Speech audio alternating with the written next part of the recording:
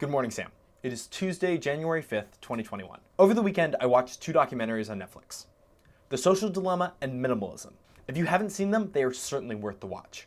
Watching these two films back to back, the first about social media consumption, and the second about material consumption, I found myself thinking a lot about choice. How much autonomy do we actually have as we move through our lives, especially in terms of how we spend our time and resources? As I sit and scroll through Facebook or Instagram or Twitter, everything about my behavior is being monitored. The posts I like, the links I click on, even the amount of time I spend looking at a specific post is being tracked. Now, there isn't really anything surprising about this. We all know that the feed we are seeing is personalized for us. The goal of the apps is to keep us scrolling as long as they can, so of course they're going to do things to keep us engaged, to keep us from putting our phone down. Because the bottom line is that we're not the customer, we're the product. Our attention is what is being sold to advertisers. That's the reason why Facebook and Instagram and Twitter all operate for seemingly free.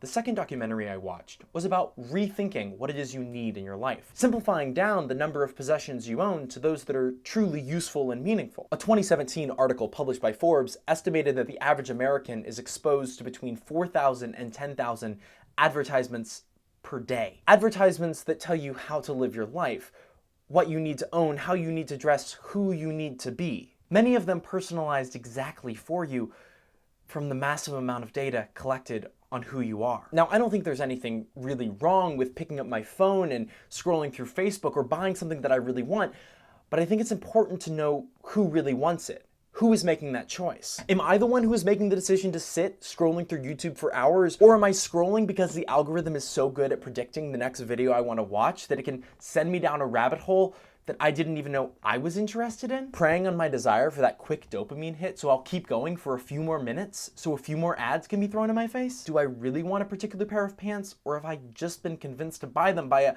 system who has built a profile of me based on my search history for the last decade? It's not an easy question to answer, but that doesn't make it any less worth asking. I think it's important to consider, just for a moment, if you are truly the one behind the wheel. There was a quote from Minimalism that really stood out to me by the entrepreneur AJ Leon when he said, "When you recognize that this life is yours, your one and only, when the pragmatism of that statement seeps directly into your bones, everything changes." I want to be the one deciding how to spend my time and money. As far as we know for certain, we only have one life, at least in this form, and maybe it's morbid to think about our eventual death, but I only have one chance to be 20 years old. I just want to make sure I'm the one choosing how to spend it.